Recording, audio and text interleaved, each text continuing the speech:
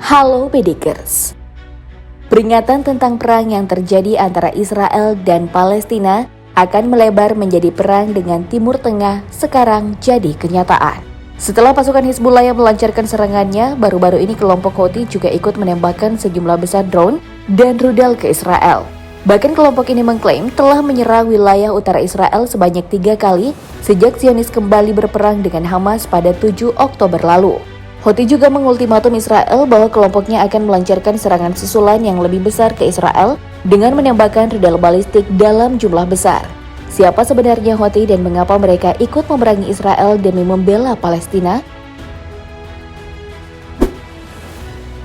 Sebelum menjawab pertanyaan tersebut, Iran lagi-lagi disebut jadi dalang dalam serangan yang dilancarkan oleh Houthi. Meskipun berkali-kali membantah keterlibatan negaranya terhadap serangan-serangan dari kelompok bersenjata terhadap Israel, tetap saja tuduhan kalau semua serangan yang dilakukan oleh kelompok bersenjata yang dilakukan oleh sekelompok Hamas, Hizbullah, Islamic Jihadis, dan Houthi yang mengeroyok Israel semuanya didalangi oleh Iran. Tuduhan tentang perang proksi yang dilakukan Iran juga sangat kencang. Disebut serangan yang dilakukan oleh kelompok militan adalah strategi Iran untuk membuat carut-marut Israel tanpa harus terlibat langsung dalam konflik. Amerika Serikat sendiri sudah lama menuduh Iran memberikan pendanaan, persenjataan, dan pelatihan kepada berbagai kelompok proksinya di kawasan Timur Tengah, termasuk Houthi. Kelompok Houthi memang menyatakan diri sangat independen dari Iran, tapi tak bisa dipungkiri senjata-senjata canggihnya seperti drone, rudal jelajah, rudal balistik semuanya dari Iran. Lalu siapa sebenarnya Houthi? Houthi sendiri adalah gerakan militan yang berbasis di Yaman Utara, didirikan oleh pemimpin bernama Hussein Badr ad-Din al-Houthi, seorang politikus di Yaman dan aktivis politik dari Islam Syiah Zaidi Yaman. Gerakan ini sudah muncul di Yaman sejak tahun 1990-an sebagai oposisi terhadap Presiden Yaman saat itu, Ali Abdullah Saleh. Mulai jadi sorotan sejak tahun 2004 karena aksi pemberontakan bersenjata melawan pemerintah Yaman yang terjadi terus-menerus. Ditambah sepeninggal Hussein setelah dibunuh oleh tentara Yaman, memicu pemberontakan Houthi di hampir seluruh kota Yaman. Dan sejak saat itu, gerakan ini dipimpin oleh saudara Hussein Abdul Malik al-Houthi. Slogannya memang ditujukan untuk Israel dan Amerika. Tuhan Maha Besar, kematian bagi Amerika. Kematian bagi Israel, kutukan terhadap Yahudi. Kemenangan bagi Islam. Tapi kalau kita bicara akar sejarahnya, dalam konflik mereka tahun 2004, selain melawan pemerintah Presiden Yaman, Ali Abdullah Saleh, kelompok Houthi juga berkonflik dengan Arab Saudi. Kelompok ini menuduh Arab Saudi berafiliasi dengan Saleh untuk menindak komunitas mereka dan mendanai pemerintahan Saleh sebesar 25 juta US dollar atau 389 triliun rupiah. Meski Arab Saudi membantah, tapi faktanya, ketika gesekan antara Houthi dan pemerintah semakin meningkat di Yaman, Arab Saudi turun tangan. Alasannya karena khawatir meningkatnya pengaruh Syiah Iran di Yaman, mengingat Houthi sudah menduduki ibu kota sana pada tahun 2014. Kelompok Houthi juga menguasai sebagian besar wilayah utara dan pusat populasi besar lainnya di Yaman. Sementara itu, pemerintah yang diakui secara internasional bermarkas di Aden. Atas alasan itu, Arab Saudi turun tangan dengan memimpin koalisi yang didukung Barat pada tahun 2015. Jadi, sejak tahun 2015, selain harus melawan pemerintah Yaman, kelompok Houthi juga harus memerangi intervensi yang dipimpin Arab Saudi di Yaman. Kelompok Houthi juga sudah melancarkan serangan berulang kali terhadap kota-kota di Saudi yang dipandang secara luas oleh orang-orang sebagai perang proksi antara Arab Saudi dan Iran. Arab Saudi yang melancarkan perang melawan Houthi sejak tahun 2015 dan meski sudah mendapat dukungan dari Amerika Serikat, sampai saat ini belum bisa berhasil mengalahkan Houthi. Malahan, perang dengan Houthi membuat Arab Saudi menelan banyak korban dari pihaknya dan juga memberikan pukulan terhadap perekonomian Saudi dengan biaya perang yang sangat besar dan ketakutan investor terhadap masa depan perekonomian Saudi. Sebenarnya, Yaman sudah menikmati lebih dari 1 tahun keadaan yang relatif tenang di tengah upaya perdamaian yang dipimpin PBB. Arab Saudi juga sudah mengadakan pembicaraan dengan Houthi dalam upaya untuk keluar dari perang.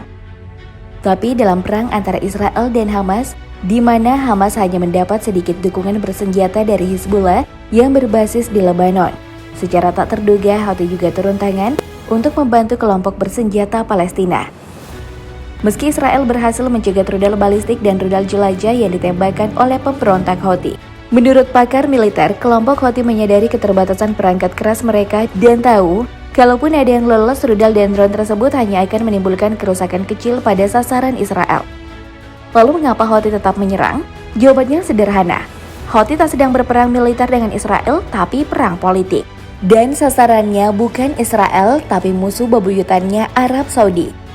Serangan Houthi justru meningkatkan resiko konflik kembali bagi Arab Saudi. Mengapa demikian? Karena untuk bisa mencapai Israel, rudal dan drone Houthi terlebih dulu harus melewati Arab Saudi dan itu akan membuat Arab Saudi merespon serangan. Seberapa banyak pejuang Houthi? Tak banyak informasi tentang ini. Tapi yang pasti kelompok Houthi menjadi semakin besar karena berhasil menggambarkan diri mereka sebagai perjuangan untuk pembangunan ekonomi. Akhir dari marginalisasi politik Muslim Syiah Zaidi, sekaligus juga mempromosikan isu-isu politik agama regional mereka dan mendorong retorika konspirasi Amerika Serikat Israel yang menyeluruh. Kurangnya struktur komando terpusat yang dimiliki Houthi memungkinkan mereka mendapatkan dukungan yang besar karena warga Yaman dari berbagai latar belakang dipersilakan bergabung ke dalam perjuangan Houthi. Pada tahun 2005, keanggotaan kelompok ini antara 1.000 sampai 3.000 pejuang, lalu kemudian naik menjadi 2.000 sampai 10.000 pejuang pada tahun 2009. Tahun 2010 diklaim pasukan Houthi sudah mencapai 100.000 hingga 120.000 pejuang. Dan pada tahun 2015, kelompok ini dilaporkan sudah menarik pendukung baru dari luar demografi tradisional mereka. Houthi sebenarnya menjadi tambah besar karena telah mengambil alih tentara Yaman. Untuk sekarang, juga tidak diketahui seberapa besar kekuatan militer Houthi, tapi berdasarkan parade militer untuk memperingati 9 tahun pengambil alihan kota sana, kemungkinan jumlahnya ratusan ribu. Pada bulan Juni tahun 2019, koalisi pimpinan Saudi menyatakan bahwa Houthi sudah meluncurkan 226 rudal balistik selama pemberontakan. Lalu dari mana senjata-senjata ini? Untuk rudal balistik, Houthi memamerkan dalam parade militer kalau mereka berhasil memproduksi lokal rudal balistik jarak pendek yang rata-rata adalah rudal bekas milik Soviet. Dari mana dana pengembangannya tak diketahui. Tapi ada klaim yang menyebut pengambil alihan sumber daya negara menjadikan Houthi sebagai organisasi teroris terkaya di dunia.